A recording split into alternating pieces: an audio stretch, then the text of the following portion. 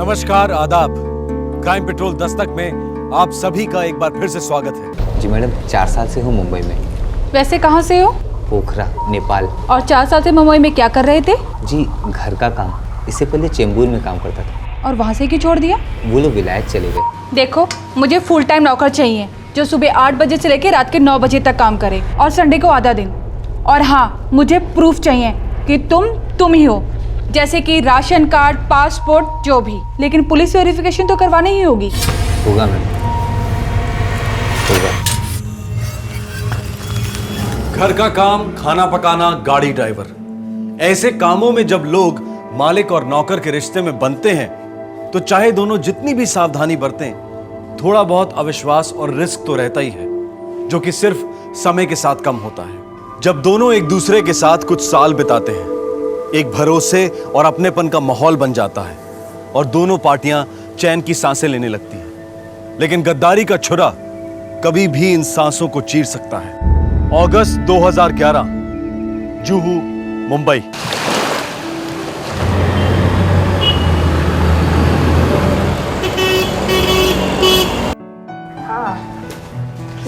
वो जल्दी चलो, फोन पे बात किए जा रही हो। चलो जल्दी, ये ले जल्दी डालो, दिखा जा शक्ल। कौन भी नहीं। ओ गॉड, फिर ढोकला ना मम्मी, मारे न दिखावा ना ना ना। माँ वैसे भी लेट हो रहा है, क्यों ना शाम को आते वक्त हम बर्गर ले आए। मुझे तो कोई एतराज नहीं, तुम्हें है? नहीं है। लेकिन मुझे है। कल शाम को भी तुम दोनों ने पूरे पिज्जाज खत्म किए हैं। And fast food is slow poisoning, समझे? तो क्या हम पानी पीकर ही शाम को ट्यूशन जाएंगे? कितना नाटक। गुरु सिंह बना देगा तुम्हारे पसंद का खाना, लेकिन रिंकी तू तो चुपचाप ढोकला खा, समझी? चलो जल्दी चलो, भागो भागो भागो, लेट हो रहे हैं।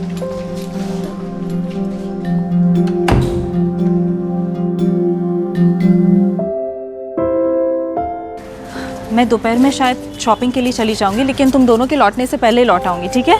ठीक है, चलो बाय। रिंकी, इसको कैंटीन में से कुछ कचरा मत खाने देना। जयराम, लौटते हुए दूध वाले से 1 लीटर दूध लेके आना। आज तो वो 2 लीटर दूध देने वाला था ना? मैं उसे कल ही बोला था आज 2 लीटर देना, भूल गया होगा, मैं लाता हूँ। आज उसको याद दिला देना कि कल से 2 लीटर दे। जी मैम।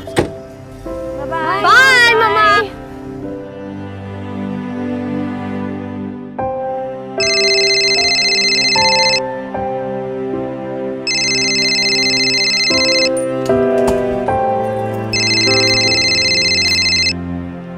हाँ देवांग, बोलो। हाँ, बच्चे चले गए स्कूल? हाँ, 10 मिनट हो गए स्कूल जाके। अच्छा सुनो, मैं मंडे ट्यूसडे से पहले नहीं लौट पाऊंगा, 2-4 दिन और लग जाएंगे यहाँ पर। हाँ? हो सके तो काम जल्दी निपटा के वापस आ जाना। शशांक तुम्हें बहुत याद करता है। सिर्फ शशांक याद करता है मुझे? रिंकी भी थोड़ा बहुत मिस करती है तुम्हें। और वो तुम्हारे 2 वफादार भोला सिंह और गुरु सिंह, वो तो तुम्हें दिन रात याद करते हैं। और कोई नहीं याद करता? वाह, सुन के बहुत अच्छा लगा मुझे। You are most welcome. अच्छा सुनो, अभी ये रोमांस बंद करो, काम की बात सुनो। पहले तो शशांक का आईपॉड बिल्कुल लाना मत भूलना। और दूसरी बात, मैं 5000 रुपये विड्रॉ कर रही हूँ। रिंकी के लिए ड्रेस लेनी है।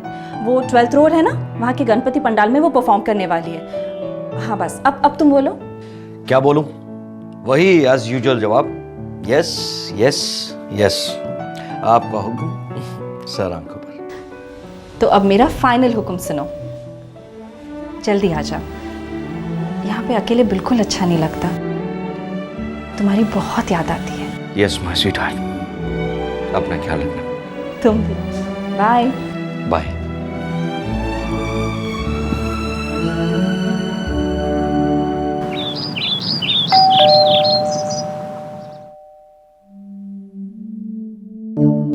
गुरु भोला, आज फिर से लेट आए तुम दोनों। बस्ती में बहुत पानी भर गया था, कल रात भर बारिश हुई है। मैडम, अनाज कपड़ा बचाते बचाते टाइम निकल गया मैडम। अच्छा ठीक है, अब टाइम वेस्ट मत करो। हाँ, तुम बच्चों का कमरा साफ कर लो और तुम घर के सारे पर्दे निकाल के नए डाल दो, बेडरूम में रखे हुए। चलो जल्दी करो।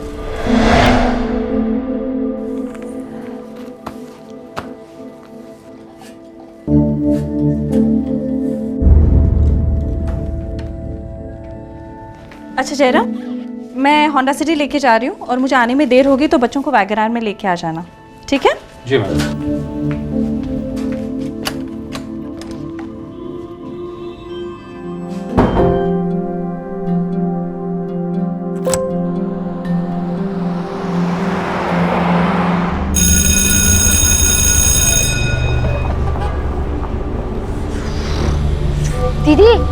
फोन करो ना। मैं इतनी देर से टाइम पास कर रही हूँ, क्या स्विच ऑफ है ना? जयराम भैया का सेल ट्राई करो ना, वो भी स्विच ऑफ है। दीदी वॉकिंग वॉक नहीं जाता ना, 4 o'clock को मेरा कार्टून जो शुरू हो जाएगा, मैं मिस नहीं करना चाहता। प्लीज दीदी चलो ना। चलो चल के जाते।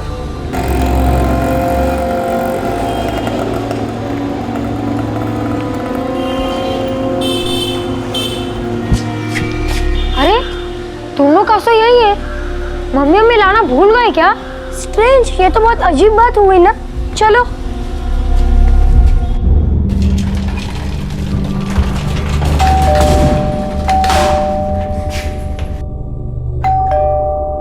उफ, मम्मी दरवाजा क्यों नहीं खोल रही है? मेरा कार्टून जो शुरू हो गया होगा। चुप, मुझे डर लग रहा है। दीदी उर्मिला आंटी के घर से चाबी ले लेते। मम्मी घर पे नहीं होंगी, शॉपिंग के लिए गई होंगी। फिर दोनों कार्स नीचे कैसे है? ऑटो से गई होंगी ना। प्लीज दीदी टाइम वेस्ट मत करो, चलो ना चाबी ले लो। ठीक है चलो। उर्मिला आंटी जल्दी चलो, मेरा कार्टून शो। अभी खोलते हैं दरवाजा बेटा।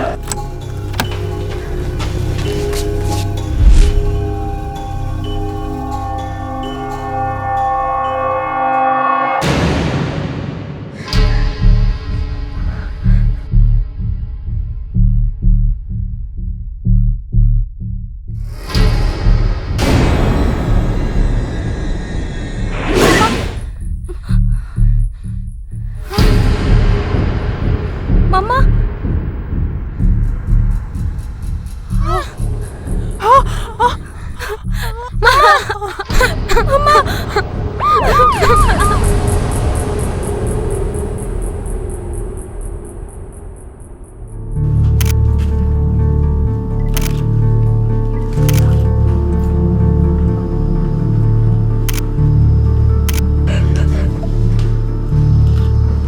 उनके हस्बैंड देवांग अब्रॉड रहते हैं। मैंने उन्हें इन्फॉर्म कर दिया है। उन्होंने कहा है कि वो यूएस से सबसे पहले फ्लाइट पकड़ कर आ रहे हैं। सर पूरा घर लूटा गया है और तिजोरी को भी तोड़कर खोला है। बच्चों डरो मत, हिम्मत करो और मुझे बताओ कि घर में और कोई रहता था? हमारे 2 सर्वेंट्स, गुरु सिंह और भोला सिंह। साथ में रहते थे? नो अंकल, सुबह 8 o'clock को आते हैं और रात के 9 o'clock को चले जाते हैं। मोबाइल नंबर्स हैं उनके? है, लेकिन मेरे मम्मा के सेल में। जयराम भैया के पास भी उनके नंबर्स हैं। सर दिव्या और जयराम की फ़ोन स्विच ऑफ है, शायद खूनी फ़ोन भी ले गया हूँ। आप उन 2 नौकरों के बारे में कुछ जानती है? जी मैं ज़्यादा तो नहीं जानती, लेकिन शक्ल से पहाड़ी नेपाली लगते थे। पास के ही चॉल्स में रहते थे, कूपर हॉस्पिटल के पीछे। बॉडीज को पोस्टमार्टम के लिए भेज दो। जी सर।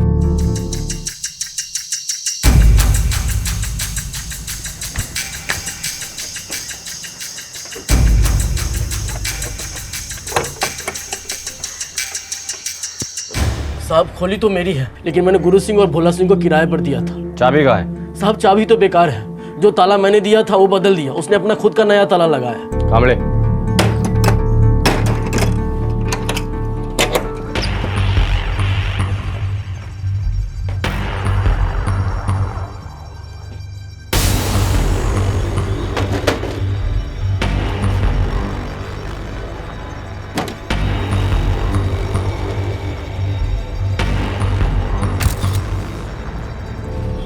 यही है दोनों? हाँ सर, 3 सालों से ये लोग यहाँ रह रहे हैं सर। और 3 सालों से उसी घर में काम कर रहे हैं जिस घर में मर्डर हुआ और घर लूटा गया। भाड़े भी ठीक टाइम पर दे देते थे, कभी कोई लफड़ा नहीं करते थे सर। बाथरूम टैप जैसी किसी चीज़ से इसका सर पटका गया है। अच्छा डॉक्टर साहब, ये दोनों मौत के बीच में वक्त कितना गया है? बस कुछ ही मिनटों का फर्क है। जयराम की मौत पहले हुई है।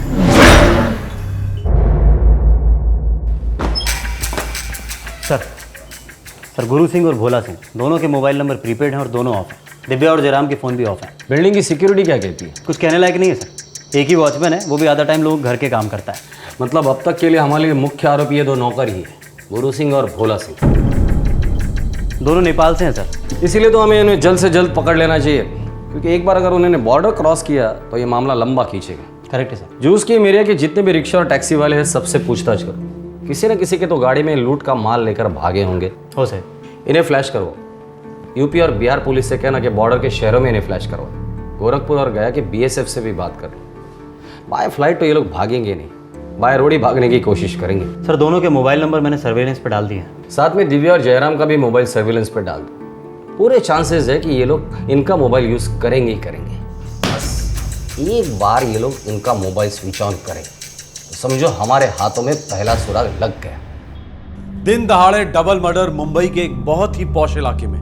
शक के दायरे में थे घर में काम करने वाले 2 नौकर जो उस घर में पूरे 3 साल काम कर चुके थे। इस खूंखार जुर्म ने सारे इलाके को ठंडे पसीने में भिगो दिया। मुंबई शहर भी सुन रह गया। 1 महीने में इस किस्म का यह तीसरा हत्याकांड था।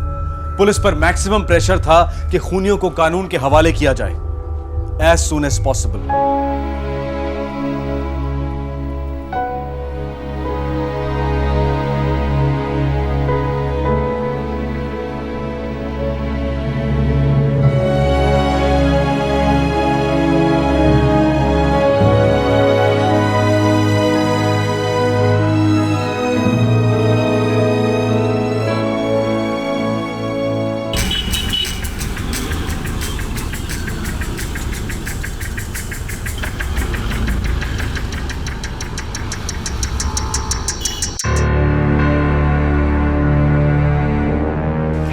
इसके अलावा एक और रिकॉर्ड बुक है सर, जो वो कहाँ से आए, उनका फ़ोन नंबर, फ़ोटो सब इसके अंदर है सर। ये बताइए। ये है सर, लीजिए।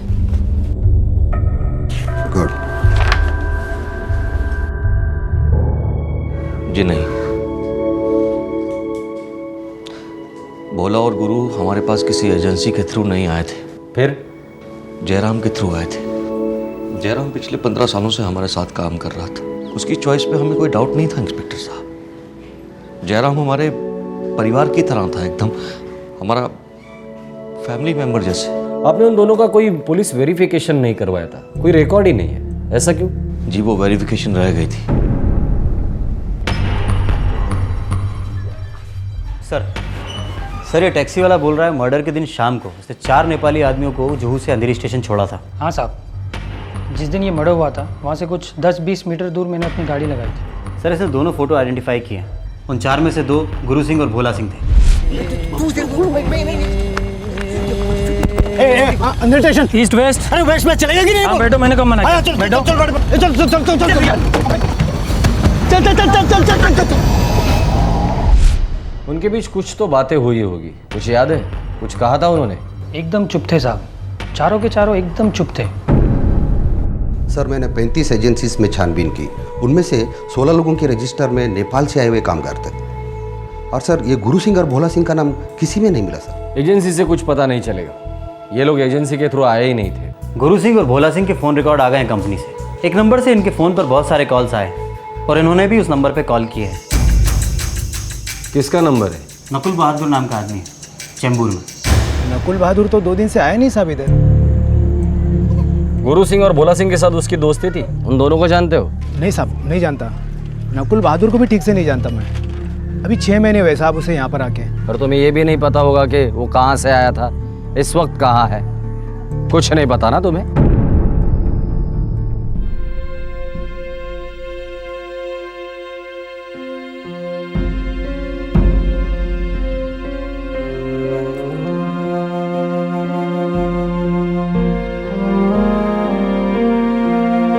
पापा,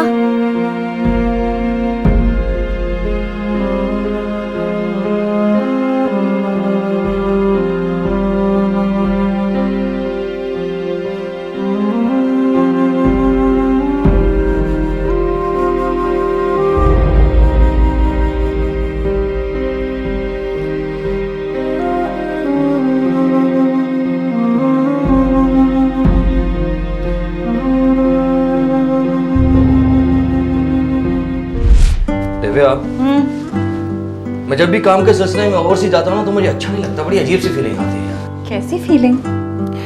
मतलब मैं यहाँ से हजारों मील दूर प्रदेश में और तुम तीनों यहाँ पर अकेले। अरे हम तीनों को क्या होने वाला है? सब कुछ इतना परफेक्ट तो है। हाँ लेकिन अगर कभी कोई इमरजेंसी हो जाए तो? अगर इमरजेंसी हो भी गई तो इतने सारे लोग हैं हमारे आसपास, नेबर्स हैं, रिश्तेदार हैं, और तुम जयराम को भूल गए, अपना ऑल इन वन जयराम। ये सब बेकार की बातें सोचना बंद करो, जल्दी जल्दी काम खत्म करो और सही सलामत वापस आ जाओ, ठीक है? ओके माय स्वीटहार्ट, मैं यूं गया और यूं वापस आया। हाँ? पापा पापा मैं आऊँ आपको एयरपोर्ट ड्रॉप करने? नहीं, बिल्कुल नहीं। एयरपोर्ट मतलब लेट नाइट, और फिर सुबह स्कूल बंक करनी पड़ती है शशांक। पापा मम्मी को बोलिए ना। देखो बेटा, होगा तो वही इस घर में जो तुम्हारी मम्मी चाहेंगी। हाँ? और मम्मा ये चाहती हैं कि आप अभी नाइट ड्रेस चेंज करेंगे, ब्रश करेंगे एंड लाइट्स ऑफ, चली जाइए। ओके ओके पापा, आप है ना आईपॉड लाना मत भूलिएगा। ओके मेरे बाप, नहीं भूलूंगा, नहीं भूलूंगा, नहीं भूलूंगा। हम जाओ, सो जाओ जाके। Good night. Good night. Good night. Good night. Jairam, भाभी और बच्चों का अच्छी तरह से ख्याल रखना, ठीक है? साहब ये भी कोई कहने की बात है? और आप भोला और गुरु को कह देना कि ज़्यादा छुट्टियां ना मारे। मैं वार्निंग दे दूंगा साहब। ठीक है, वार्निंग दे देना तो।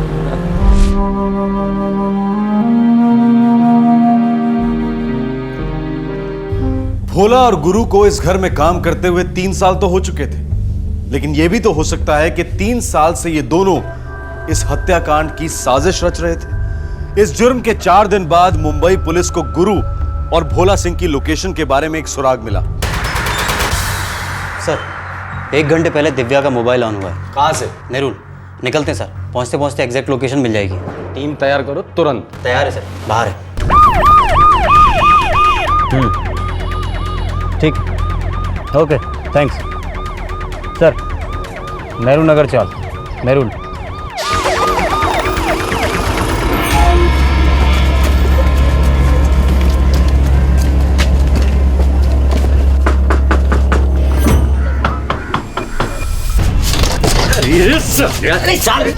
पकड़ रहे हैं सर, ये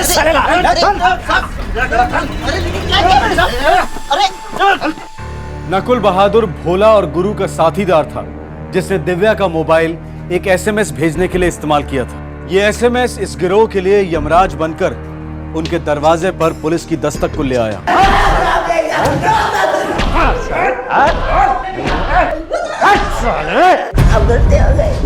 हमसे गलती मत करवा, चुपचाप बता दे 3 लोग कहाँ है, वरना तुझे मार दूंगा मैं गलती से। बता। वो तीनों नांदेड़ में साहब, और वहाँ से मुल्क जाने वाले थे। मुल्क कहाँ है? हिंदुस्तान में या नेपाल में? नेपाल में है साहब, नेपाल में, पोखरा जिला साहब। साले गुरु भोला, तुम दोनों ने कहा था घर में बहुत माल पड़ा है। अरे यार हम लोगों को लगा माल बहुत है तिजोरी में। जब भी तिजोरी खोलती थी हमें ठीक से दिखता नहीं था यार। तिजोरी भारी थी तो हमने सोचा माल भी भारी होगा। ये लफड़ा जो है ना, हमको बहुत भारी पड़ेगा देखना, भागने में, छुपने में, हर तरीके से। हमारे पास पैसे नहीं और हर चीज के लिए नोट लगते, और हम हैं कड़के। कड़के तो वो लोग थे साले, बाहर से इतनी चमक धमक, 2-2 गाड़ियां, बड़ी बड़ी बातें, और साला तिजोरी में अंडा।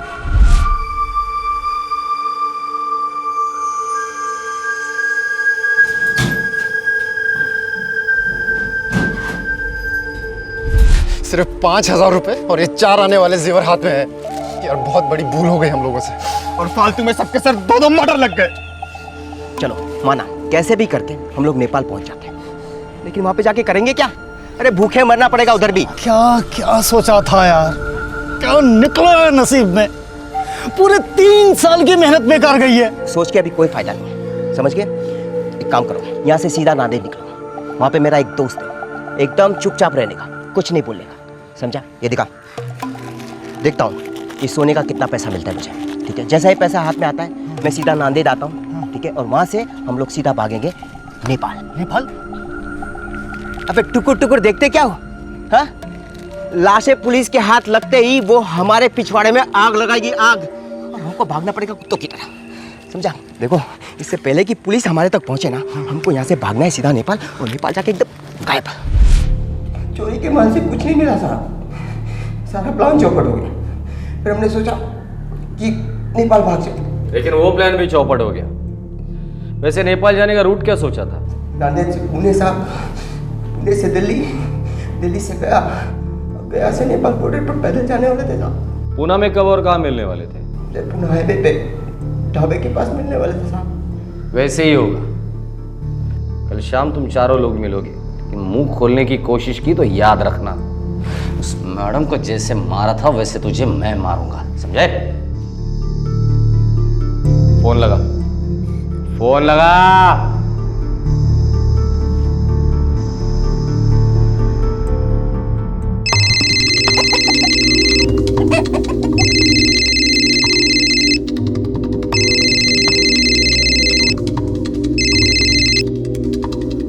हाँ नकुल, वहाँ सब ठीक है? हाँ सब ठीक है। जेवर बिक गए 40,000 रुपए में। बहुत बढ़िया बहुत बढ़िया। और कल का क्या करना है? कल पूना हाईवे पे शाम को 6 बजे मिलना है हमको। वापस नेपाल क्या जाना है यार, यहीं ठहर जाते हैं ना।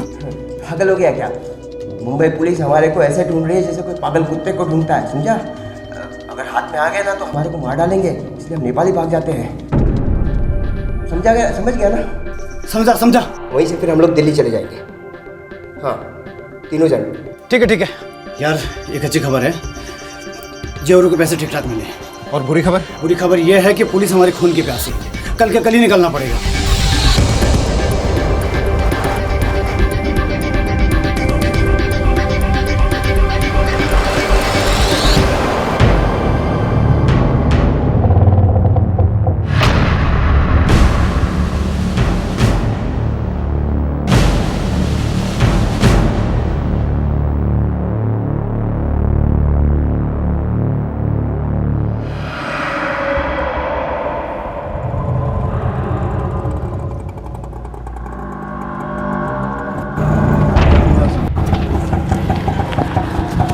चलो भाई, कितना हुआ?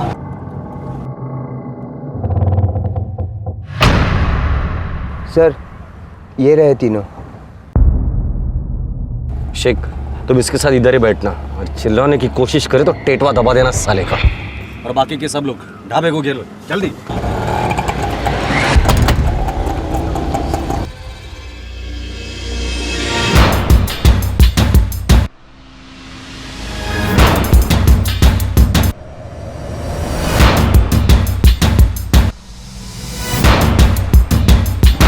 कुछ तो गड़बड़ है।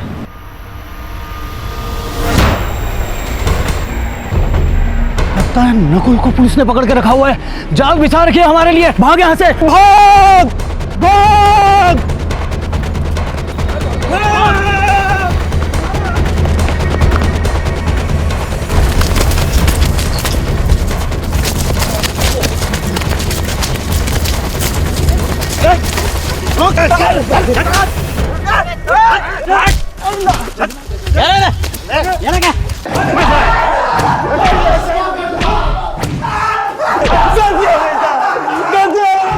नेपाल में अपने गांव पहुंचने से पहले ही मुंबई पुलिस ने इन चारों अपराधियों को धर दबोचा। अगर ये चारों बॉर्डर क्रॉस कर जाते तो इन्हें मुंबई की अदालतों में वापस लाना बहुत ज्यादा मुश्किल हो जाता, क्योंकि भारत और नेपाल के बीच में एक्स्ट्राडिशन ट्रीटी नहीं है। ये चारों नेपाली नागरिक थे और पिछले 3 सालों से उन्होंने इस हत्या की बारीकी से प्लानिंग की थी।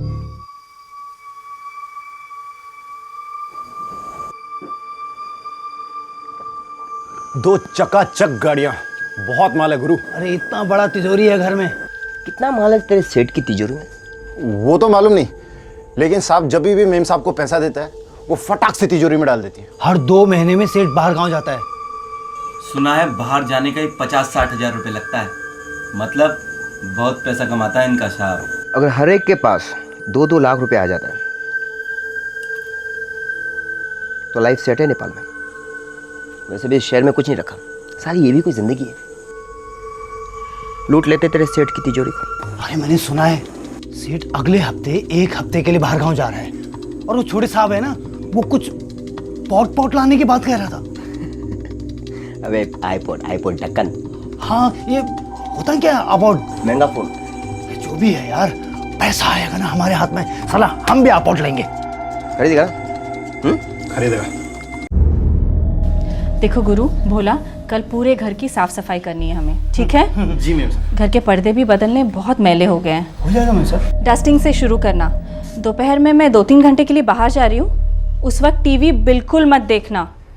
कल के कल ही मुझे सारा काम खत्म करना है, ठीक है? समझा मैम साहब। सब समझ गए मैम साहब। जयराम, मैम साहब को मारने का कोई इरादा नहीं था साहब। प्लान ये था कि जैसे मेम साहब 2 बजे घर से बाहर जाएंगे हम पूरा घर साफ कर लेंगे और फूट लेंगे। साहब मैं और भरत नीचे इंतज़ार कर रहे थे सर, मेम साहब का उन पर नज़र रख रहे थे, लेकिन मेम साहब ने सब गड़बड़ कर दी साहब। वो अकेले ही निकल गई बिना जयराम के।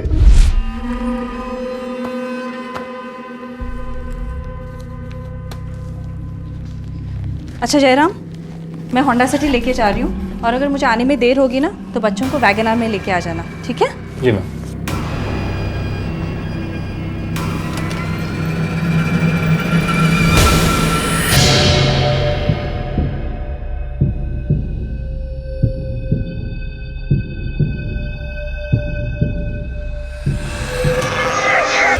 गुरु क्या कर रहा है? भोला क्या कर रहा है?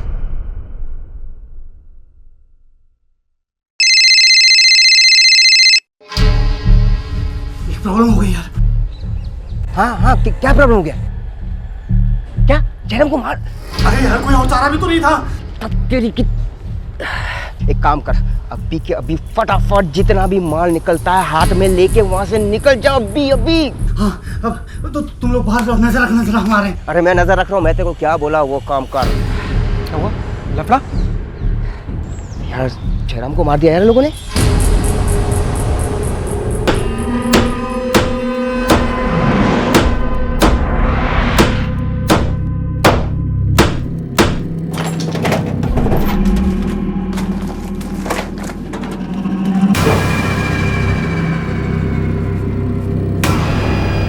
यार सिर्फ 5,000 रुपए। साले तूने तो कहा था मेम साहब सारा पैसा इसमें रखती है। अरे सिर्फ मैंने बोला था, तू भी तो यहाँ नौकरी करता है। ये क्या हो गया गुरु? फालतू में जयराम को मार दिया। क्या हो गया यार? और हाथ में कुछ नहीं आया। क्या करें अब?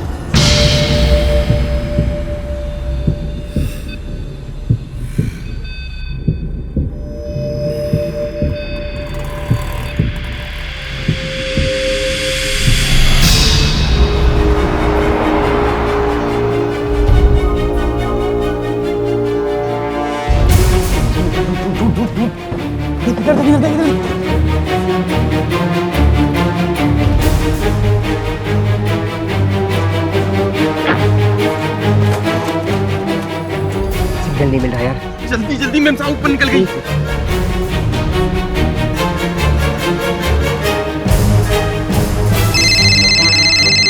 लग गया। हाँ हेलो। अरे नकुल यार, सारी तिजोरी खाली पड़ी है, यहाँ कुछ भी नहीं है। क्या तिजोरी गई खड्डे में? तू वहां से फुट तो तुम्हारी मेम साहब दरवाजे के पास पहुंच गई है। क्या भग रहा है तू? हाँ जल्दी निकल वहां से।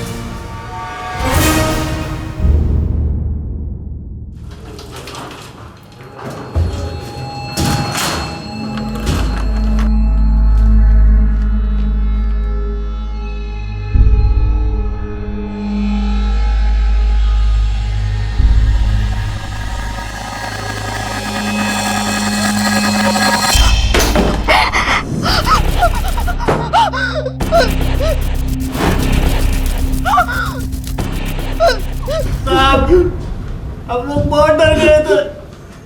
एक बटन तो पहले कर चुके थे हम लोग। इसलिए डर के मारे थर कांपते हुए तुम लोगों ने एक अकेली औरत को जान से मार डाला। हाँ? कसम से साहब बहुत फटी पड़ी थी साहब। मेम साहब चिल्लम चिल्ली करती तो पकड़े जाते ना साहब। लेके जा मेरे।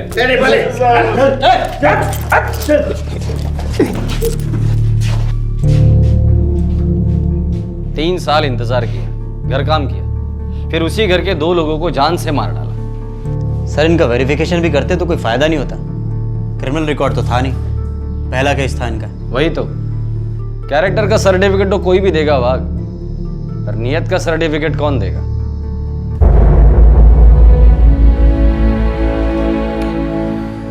तुम्हारे पति जयराम ने हमारे घर की बहुत लगन से सेवा की है। मैं तुमसे वादा करता हूँ, तुम्हें और तुम्हारे बच्चों को कभी भी किसी चीज़ की कमी नहीं होगी। अब से तुम और तुम्हारे बच्चे मेरी जिम्मेदारी है।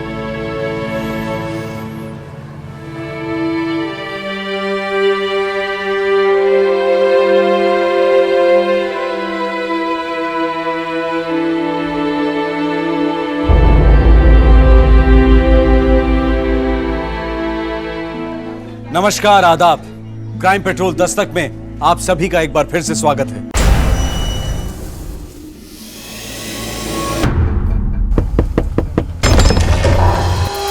ये लीजिए चाचा जी, आपके बेटे ने पैसे भेजे। बड़ी मेहरबानी बेटा। कुछ खबर है क्या उसकी? बरसों बीत गए, एक फोन तक नहीं किया उसने। आप टेंशन मत लो चाचा जी, आपको तो पता ही है वो मोबाइल रखता नहीं पहले से। गुजरात गया है किसी काम से, बिजी है आजकल। अच्छा चाचा जी, अब मैं चलता हूँ। लेकिन बेटा, हाँ, हो सके तो हमारा एक संदेशा उसको पहुंचा देना जी। उसके भेजे हुए पैसों से हमारे दिन तो ठीक ठाक कट जाते हैं बेटा, लेकिन रातें नहीं कटती। उसकी यादें, उसकी फिक्र दोनों मिलकर खून चूस जाते हैं हमारा। साल 2003 से लेकर साल 2011, 8 साल से एक बेटा रायगढ़ महाराष्ट्र के महाड़ कस्बे का रहने वाला अपने बूढ़े माँ बाप को पैसे भेज रहा था। वो बेटा 8 साल से अपने घर नहीं गया था और एक बार भी उसने अपने माँ बाप से फोन पर बात तक नहीं की थी। बूढ़े माँ बाप के लिए यह एक दस्तक थी कि कहीं कुछ ठीक नहीं है। अगस्त 2011, मुंबई, महाराष्ट्र।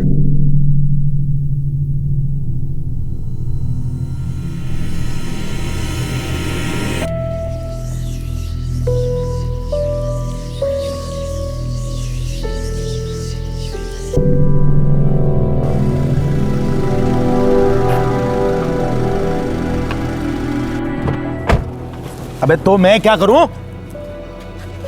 आज तारीख क्या है?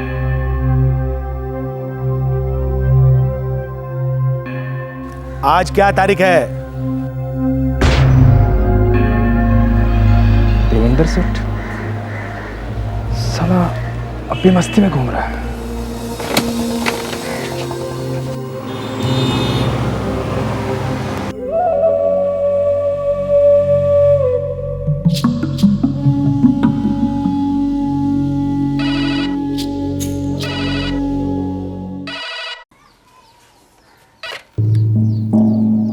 हेलो हेलो काका, रफीक बोल रहा हूँ, साईनाथ का दोस्त। काका वो झरना केमिकल्स में मैं और साईनाथ एक साथ काम करते थे ना। हाँ हाँ हाँ हाँ, जोगेश्वरी वाला रफीक। कैसे हो बेटा? मैं ठीक हूँ काका। काका वो साईनाथ कैसा है? साईनाथ पता नहीं बेटा, पर वो अच्छा ही होगा ऐसा भगवान से प्रार्थना करते हैं हम लोग। क्या मतलब काका? अरे उसका सेठ देवेंद्र साहब, उसने कहा कि साईनाथ ठीक है और गुजरात में कहीं काम कर रहा है। साईनाथ हर महीने पैसे भेजता है, लेकिन इतने सालों से हम मिले तक नहीं है उसको। क्या बोल रहे हो काका आप? क्यों, क्या बात है? कोई खबर है क्या? रफीक बोलो, कुछ हुआ है क्या? क्या हुआ है? साई, बोल रफीक बोल। काय झालं माझ्या साईला? अरे त्याला कैसा है रे मेरा साई, बोलना। काय झालं माझ्या साईला? काय झालं? सांगा ना, मला सांगा ना। रफीक तू बोलता क्यों नहीं? काका थोड़ी देर में फोन करता हूँ, वो लाइन में प्रॉब्लम है।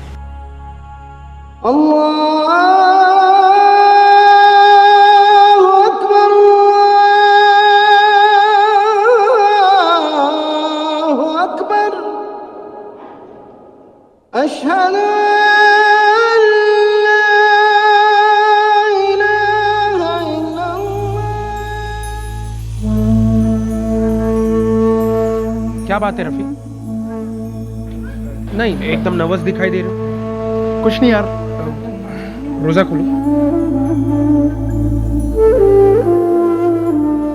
भेजे को कुछ खाया जा रहा है यार।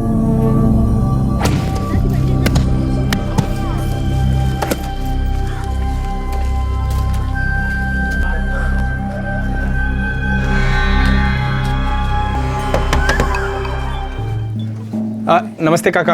अरे नमस्ते बेटा। काका वो साईनाथ घर पे है? है, अंदर आओ, अंदर आओ। आराम से लेट जाइए। यार रफीक, आई की हालत तो देख ही रहा है, इसीलिए कल मैं जा नहीं पाया था और मुझे रुकना पड़ा यहाँ पे। बेटा रफीक, मैंने साईनाथ से कहा था कि एक और दिन रुक जाओ। 1 महीने से इसकी शक्ल नहीं देखी। कोई नहीं काकी, उस साइनाथ को लेके सेठ थोड़ा टेंशन में आ गया था, इसलिए साइनाथ को देखने के वास्ते आ गया मैं। आई बाबा, आज मुझे मुंबई वापस जाना ही पड़ेगा, बहुत ही ज़रूरी काम है। और बाबा, आई को टाइम पे दवा देते रहना और आई का ख्याल रखना। जैसे ही काम खत्म होगा मैं वापस आ जाऊंगा। आई बेटा साई, एक और दिन रुक जाओ ना। रफीक, तुम भी रुक जाओ। नहीं काकी, फिर कभी। क्या है ना, साइनाथ के बिना सेठ का काम एकदम ठप पड़ जाता है, और फिर आज की आज वापस जाने का है। रफीक, आई को यार इस हाल में छोड़कर आना बहुत खराब लग रहा है भाई। तू आज नहीं आता ना तो बहुत कुछ खराब हो जाता। देवेंद्र सेठ का भेजा बहुत गर्म है, पहले उसे मुंह दिखाते हैं, बाद में काम पे चलते हैं। मेरे भाई अब बोल भी दे, ये क्या टेंशन है तेरे चेहरे पर? यार अशफाक, पिछले 8 साल से पेट में गांठ बांध के रखी है, अब और नहीं रख सकता यार। कैसी बात और कैसी गांठ? आज मैंने देवेंद्र सेठ को देखा, वही मेरा पुराना सेठ, वही ना जो तेरे अभी के सेठ का बिजनेस पार्टनर हुआ करता था। हाँ वही। तो उसको देखकर तुझे क्या प्रॉब्लम होने लगी? रफीक, तूने कहीं उसका पैसा तो गोल नहीं किया है ना? नहीं रे।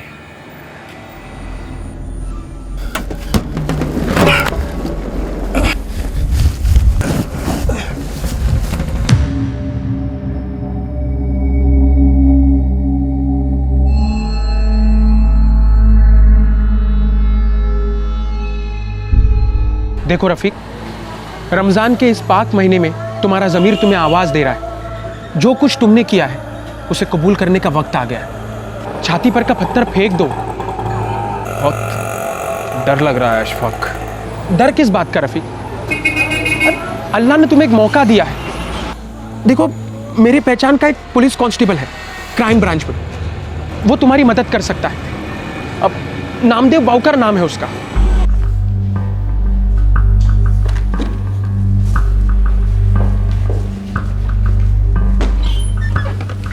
सर फाइल टेबल पे रख दे। सर एक बात है सर। हाँ बोलो। सर हमारे एक दोस्त का दोस्त है, 8 साल पहले का, उसे एक गुनाह कबूल करना है। गुनाह? किया क्या था उसने? शायद मर्डर।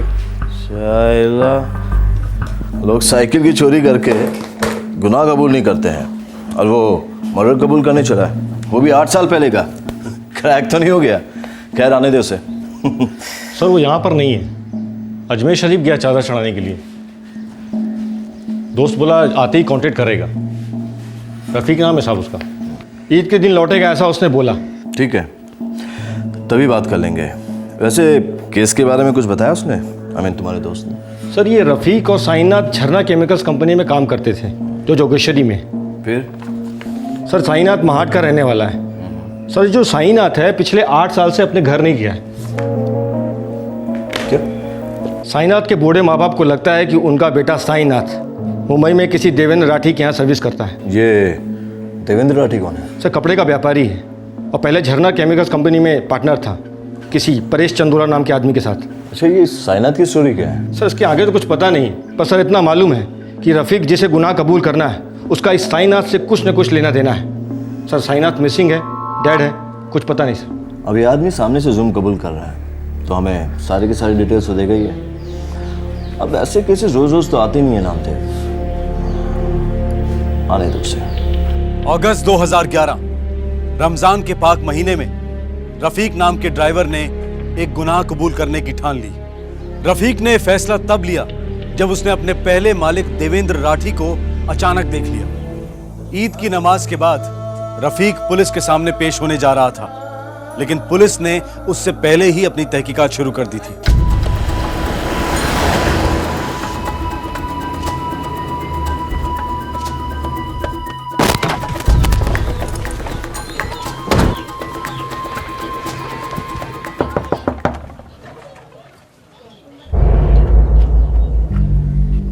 होए साहब, साइनाथ मेरा इकलौता बेटा है। और 8 साल से आप उसे कभी मिले नहीं? साहब, 10 साल पहले साइनाथ जब पहली बार मुंबई गया तो साल में मुश्किल से एक दो बार वो आया था। 8 साल से आया ही नहीं। पैसे हर महीने भेजता रहा। आपने कभी ढूंढने की कोशिश नहीं की? साईनाथ पैसा भेजता रहा तो लगा कि वो अच्छा ही होगा। हर महीने भेजता है? हाँ, हर महीने के 6 तारीख को भेजता था वो। पर फोन कभी नहीं किया? साहब मोबाइल फ़ोन तो रखता ही नहीं है वो। आप कहते हैं कि आपको लगता है कि साईनाथ अच्छा ही होगा। हाँ। और 8 साल पहले आपने उसकी मिसिंग कंप्लेंट भी की थी, सही कह रहा हूं ना? हाँ की थी साहब। आई, मैं वहां पे जाके 2 दिन में सारा काम खत्म कर लूंगा और फिर एक लंबी सी छुट्टी लूंगा और पूरे हफ्ते में लोग साथ में रहेंगे, ठीक है? 2 दिन हो गए, 4 दिन हो गए, साईनाथ आए नहीं। लेकिन आप तो कह रहे थे कि वो मुश्किल से साल में 1 या 2 बार आता है, लंबे लंबे अरसे तक गायब रहता है, आदत थी उसकी। हाँ साहब, उस वक्त मुझे एक फोन आया था। किसका? नाम नहीं बोला। बोला क्या? वो बोला साईनाथ मुंबई में नहीं है और साईनाथ किसी खतरे में है। साहब, साईनाथ मेरा इकलौता बेटा है, मेरी मदद कीजिए साहब। साईनाथ मेरा खास आदमी है, उसके माँ बाप खामखा डिसीजन ले रहे हैं। ठीक है, थैंक्स। हाँ, नमस्ते साहब। ये क्या है दीनानाथ जी, आपने मेरे खिलाफ पुलिस कंप्लेंट कर दी? गलत मत समझना साहब, लेकिन मुझे मेरे बेटे की फिक्र है।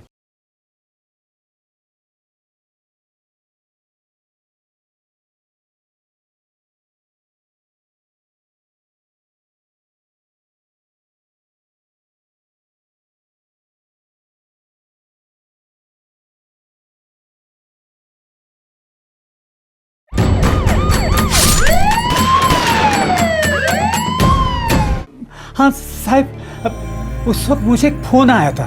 किसका? नाम नहीं बोला। बोला क्या? वो बोला साईनाथ मुंबई में नहीं है और साईनाथ किसी खतरे में है। अरे भाई, पहले तुम अपना नाम तो बताओ।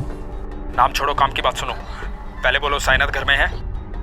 वो यहाँ कैसे होगा, वो तो हमेशा मुंबई में होता है। इस वक्त वो मुंबई में नहीं है। तो फिर? ये जाकर तुम ढूंढो, बस इतना जान लो कि साईनाथ की जान खतरे में है। जल्दी कुछ करो। हेलो हेलो हेलो हेलो, काय झालं? सब ठीक तो है ना? झरना केमिकल नाम की कंपनी है, जोगेश्वरी इलाके में कहीं है। जिसने आपको फ़ोन किया था उसने अपना नाम बताया? मैंने पूछा भी तो उसने मना कर दिया और फिर बीच में टेलीफोन काट दिया। हो सकता है किसी ने आपके साथ मजाक किया हो। साहब, मुझ गरीब बूढ़े के साथ में कोई क्यों मजाक करेगा? साहब, साईनाथ मेरा इकलौता बेटा है, मेरी मदद कीजिए साहब।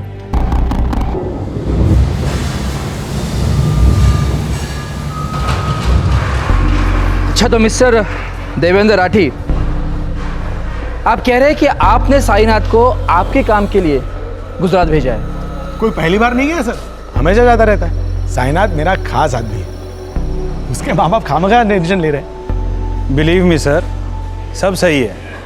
साईनाथ 2-4 दिन में इधर लौट आएगा। अगर आपको चाहिए तो मैं खुद उसे महाड़ पुलिस स्टेशन ले आऊँगा। ठीक है, थैंक्स।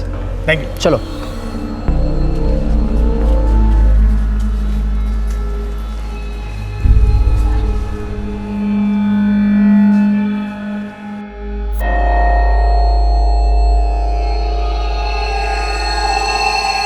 ठीक है, तू मुझे मत समझा, मैं अभी उसके बाप को फोन करता हूँ, ठीक है?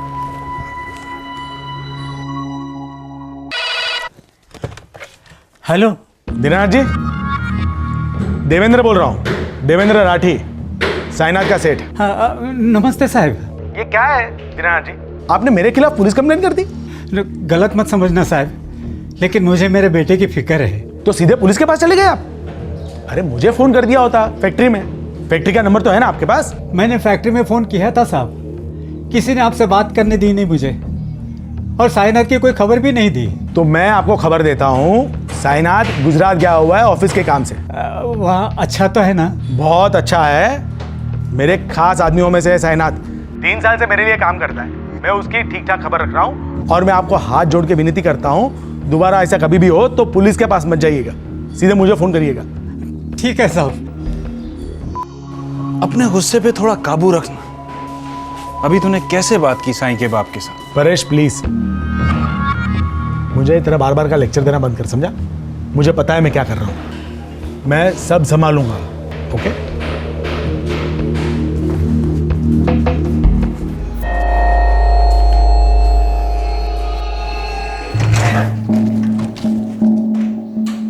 साहब, मुझे मेरी कंप्लेंट वापस लेनी है साहब। क्यों? उसके मालिक देवेंद्र सेठ ने सामने से फ़ोन कर मुझे बोला है। अब उनके खिलाफ मैं कंप्लेंट चालू रखना नहीं चाहता साहब। मेरी कंप्लेंट मैं वापस लेने आया हूँ। ठीक है, लेकिन याद रखना साहब, ये कहीं भेड़िया आया ऐसे कहानी ना बन जाए। कल को अगर आपका बेटा वाकई गायब हो जाएगा ना, तो आपकी फरियाद कोई नहीं सुनेगा। इस बात को 8 साल हो गए और इन 8 सालों में आपने साइनात को कभी नहीं देखा, कभी बात नहीं? जी नहीं। हाँ, हर महीने अलग अलग आदमियों के हाथों से पैसे पहुंच जाते हैं। काका नमस्ते, साइनात ने पैसे भेजे इस महीने के। हाँ। चाचा, साइनात पैसे भेजा है। नमस्ते काका। हम हर आने वाले को पूछते हैं, कहाँ है हमारा साई, कब आ रहा है? सब बोलते मुंबई के बाहर गुजरात में है, यहाँ है, वहाँ है। और वो पैसा भेजता रहा तो सोचा उसे कुछ हो ही नहीं सकता। अभी 2 दिन पहले उसके दोस्त रफीक का फोन आया था, पूछ रहा था सब ठीक तो है ना। साहब, ये दीनानाथ ने महाट पुलिस स्टेशन से कंप्लेन वापस ले ली थी। हो सकता है उन लोगों ने फाइल क्लोज कर दी हो। सर, छानबीन पूरी ही नहीं हुई होगी। ऐसा भी हो सकता है नामदेव, लेकिन तुम्हें लगती है थोड़ा अजीब सी बात है। साइनात 8 सालों से पैसे भेज रहा है, लेकिन शक्ल नहीं दिखा रहा है। सर, कल ईद के चांद निकलने का ऐलान होने वाला है। मतलब परसों सुबह ईद की नमाज के बाद ये रफीक अपने पास आ जाएगा। ठीक है, तो तुम ऐसा करो कि देवेंद्र परेश को हाजिर करो। थोड़ा नंगा करना पड़ेगा इन सालों को, बहुत कुछ छुपा रहे हैं हमसे।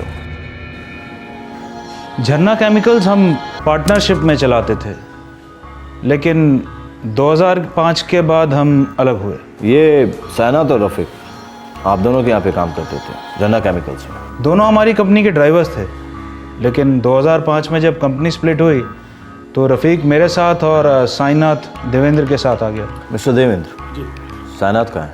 भोपाल, मेरे किसी काम से गया है। बात कराएंगे? श्योर।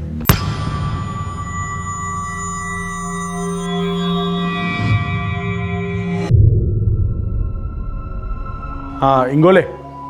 हाँ सर। साइनात पहुंचा क्या दुकान पे? यही है, साइनात सामने ही बैठा है मेरे। फोन दे उसको। लीजिए। हेलो, साइनात रेवकर? जी सर, मैं साइनात रेवकर बोल रहा हूँ। आप कौन बोल रहे हैं सर? पुलिस। तो तुम मोबाइल नहीं रखते? नहीं सर, पसंद नहीं है, और वो बटन जमता नहीं सर मेरे को। तुम्हारी माँ का नाम क्या है? मायावती रेवकर। सर, मेरी माँ का नाम मायावती रेवकर है और बाप का नाम है दीनानाथ रेवकर। मैं महाट का रहने वाला हूँ, जिला रायगढ़। कुछ बात है सर? बात हो गई। कुछ सवाल थे, जवाब मिल गए। Thank you. ये क्या है सर? साइनात के बारे में कभी भी कोई भी कंप्लेंट होती है आप हमें बुला लेते हैं क्वेश्चनिंग के लिए? मिस्टर देवेंद्र, 8 साल पहले आपने रफीक को महाट भेजा था साइनात को घर से ऑफिस लाने के लिए। हाँ, भेजा था। ऐसी क्या एजेंसी आ गई थी मिस्टर देवेंद्र कि आपको साइनात को बीमार माँ को छोड़कर यहाँ बुलाना पड़ा? हमारी कंपनी में 2 ही भरोसे के आदमी थे, साइनात और रफीक। मुझे एक अर्जेंट कैश की डिलीवरी करवानी थी भुज गुजरात, इसलिए मैंने रफीक को भेजा था साइनात को बुलाने के लिए। तो आपने रफीक को भुज क्यों नहीं भेजा? रफीक को परेश भेजना चाहता था अपने किसी काम के लिए बेंगलोर, इसलिए मुझे साइनात चाहिए था। अच्छा मिस्टर देवेंद्र, वो अभी आप जहाँ बात कर रहे थे भोपाल में, मेरी दुकान का नंबर है। मुझे वहाँ का एड्रेस चाहिए। तो सर, अब हम जा सकते हैं? जा सकते हैं, अभी के लिए। Thank you. कहा था ना तुझे, अपनी ईगो और गुस्से को काबू में रखा कर, नहीं तो एक दिन ले डूबेगा हम दोनों। तू रहने दे परेश, जब हम पार्टनर्स थे तब बहुत सारे लेक्चर सुने हैं तेरे, अब नहीं। ओके? तू 4 आना भी चेंज नहीं हुआ ना, वही लेवल पर सोचता है, वही लेवल पर पेश आता है।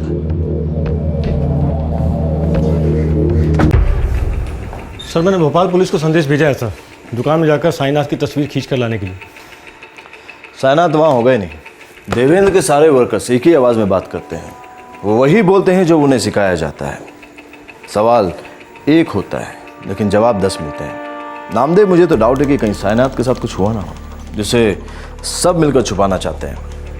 खैर, वो रफ़ीक की क्या खबर है? सर, रफ़ीक की बीवी राबिया से मैंने बात की थी। वो बोली कल वो अजमेर से निकलने वाला है।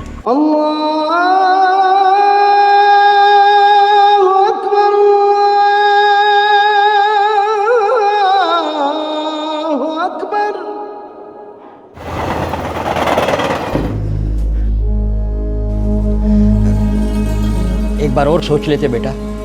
8 सालों से सोच ही रहा हूँ अब्बू। अब सोचना बंद, जीना शुरू। अरे कैसा जीना, और हमारा क्या? कम से कम एक आखिरी बार हम सब के बारे में सोच तो लेते।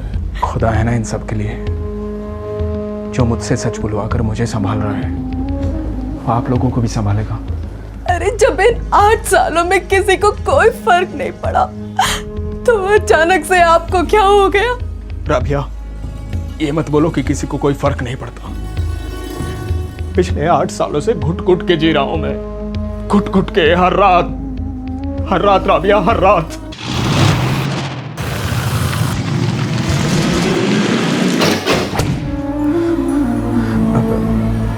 आज सबसे पाक दिन है। आज मैं अपने सारे गुनाहों के दाग धो दूंगा।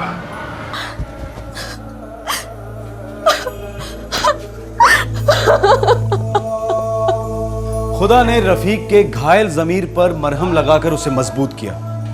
8 साल के बाद उसे ताकत मिली थी कि वो खुदा और कानून दोनों के सामने एक संगीन जुर्म का इस्तकबाल करे। ईद के पाक मौके पर रफीक क्राइम ब्रांच के ऑफिस पहुंच गया। 3 दिन पहले तुमने साइनात के पिता दीनानाथ को फोन किया था, साइनात का हालचाल पूछने के लिए। जी। 8 साल पहले दीनानाथ को एक फोन आया था। कॉलर ने अपना नाम नहीं बताया, सिर्फ एक वार्निंग दी थी कि साइनात खतरे में है। वो फोन भी मैंने ही किया था साहब। मुंबई से बोल रहा हूँ। अरे भाई, पहले तुम अपना नाम तो बताओ। नाम छोड़ो, काम की बात सुनो। पहले बोलो साइनात घर में है? वो यहाँ कैसे होगा? वो तो हमेशा मुंबई में होता है। नहीं है वो खतरे में है। जल्दी से उसे ढूंढो, नहीं तो काफी देर हो जाएगी। तुम ही गए थे ना साइनात को उसके घर से लेने के लिए, और फिर 2 दिन बाद तुमने उसके बाप को फोन किया और कहा कि उसकी जान खतरे में है। बरोबर बोला साहब। फिर तो तुम्हें मालूम होगा कि साइनात के साथ क्या हुआ, कैसे हुआ, क्यों हुआ, और अब वो कहाँ है, या फिर वो है ही नहीं। उस टाइम देवेंद्र सेठ को 25,000 रुपये देने थे एक रायगढ़ की पार्टी को, और डिलीवरी साइनात को करनी थी। रायगढ़ में देवेंद्र भाई हैं जी। कल सुबह तक ये पैकेट उनके हाथ में होना चाहिए किसी भी हालत में। पहुंच जाएगा साहब, रायगढ़ तो अपना इलाका है। चलो। लेकिन दूसरे दिन देवेंद्र सेठ को गोवर्धन सेठ का फोन आया। उनको 25,000 की डिलीवरी मिली ही नहीं थी। क्या कर रहा है देवेंद्र? अरे वो साइनात कहीं फंस गया होगा। नहीं, साला मेरे भरोसे पे थूक के गया, वो भाग गया मेरे पैसे लेके।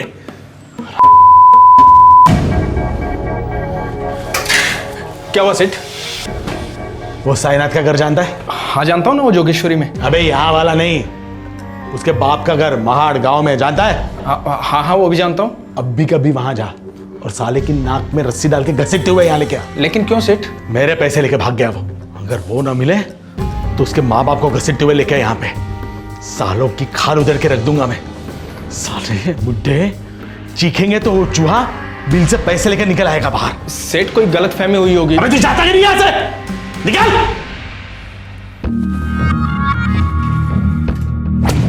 साहब, साइनात मेरे को बोला था कि रायगढ़ की डिलीवरी के टाइम अपनी माँ से मिलता हुआ जाएगा। मेरे को यकीन नहीं था साहब कि वो पैसा लेके गायब हो सकता है, पर देवेंद्र सेठ के बोलने पे मैं चेक करने के वास्ते गया।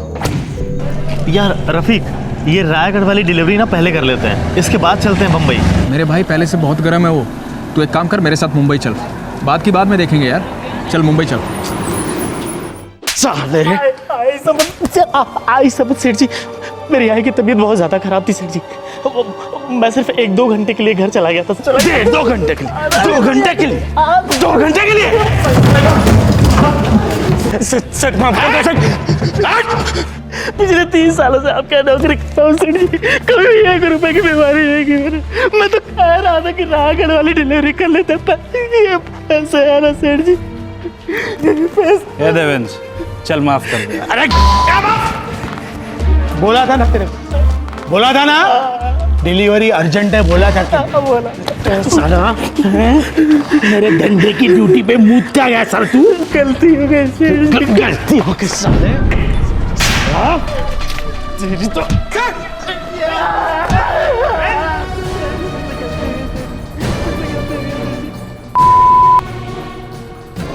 देवेंद्र सेठ शुरू से ऐसा ही आदमी था। नौकर को पैर की जूती भी नहीं समझता था, बल्कि जूती पे लगा हुआ कचरा समझता था। कम पगार, काम ज्यादा, छुट्टी एक भी नहीं। सांसें भी गिन गिन के लेनी पड़ती थी। माँ की बीमारी की वजह से एक दिन काम में लेट हो गया था साईनाथ। कोई पैसा वैसा नहीं चुराया था मेरे दोस्त ने। बहुत संत आदमी था साहिब, बहुत संत आदमी था। लेके चलो ना सेठ।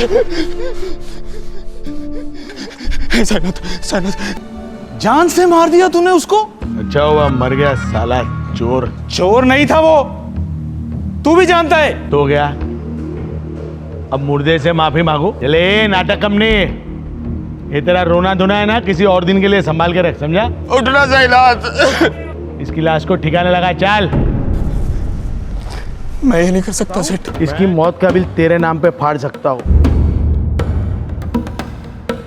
पुलिस मेरी जेब में है, तेरे पे चार्ज लगाएगी कि पैसे के लिए तूने इसका खून किया।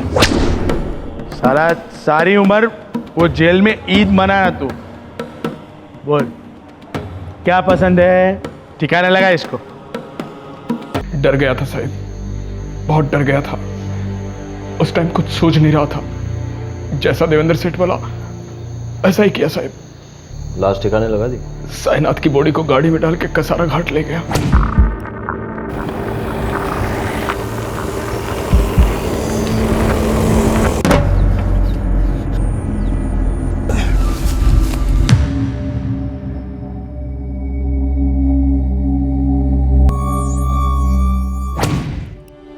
साईनाथ की बॉडी को कसारा घाट में फेंक दिया साहब।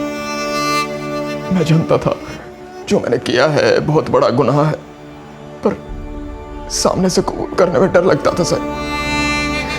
फिर भी मैंने कसारा घाट पुलिस को फोन किया कि खाई में बॉडी है, नहीं तो मेरे दोस्त को चील कौवे खा जाते साहब। कसारा पुलिस स्टेशन में फोन करो, हम वहां पहुंच रहे हैं। सर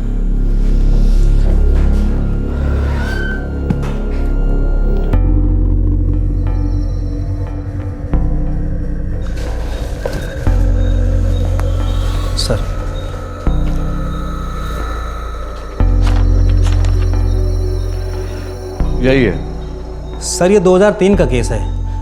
इस केस के बारे में डिटेल में तो मुझे याद नहीं है, लेकिन इतना याद था कि इसकी बॉडी बहुत बुरी तरह खराब हो गई थी और इसकी बॉडी पे कोई शिनाख्त नहीं था। हाँ इंस्पेक्टर, साईनाथ को देवेंद्र ने इतना पीटा कि वो मर गया। और तुमने मर्डर जैसे जुर्म को छुपाने की कोशिश की। भागीदार हो तुम इस जुर्म में। ये गलत है सर। मैं पहले से ही देवेंद्र के तरीकों से सहमत नहीं था, और जब उसने साईनाथ को मार डाला मैंने उससे सारे नाते तोड़ दिए, पार्टनरशिप भी खत्म कर दी। तुझे पार्टनरशिप तोड़नी है तो तोड़ दे, पर दोबारा मुझे ज्ञान देने की कोशिश की ना तो तेरा गला दबेगा। वो तो मेरा वैसे ही दबेगा, क्योंकि मैंने तेरा साथ दिया। अपना मुंह बंद रखा, करे कोई भरे कोई। सड़ेगा, एक ना एक दिन तू सड़ेगा। अपना जुर्म छिपाने के लिए देवेंद्र ही साईनाथ के माँ बाप को 8 साल तक हर महीने पैसे भेजता था।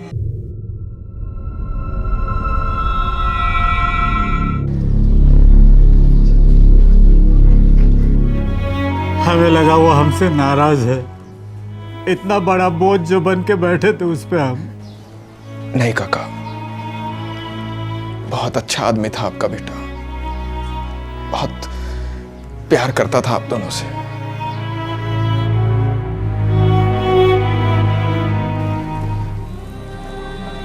हो सके तो मुझे माफ कर देना आप लोग।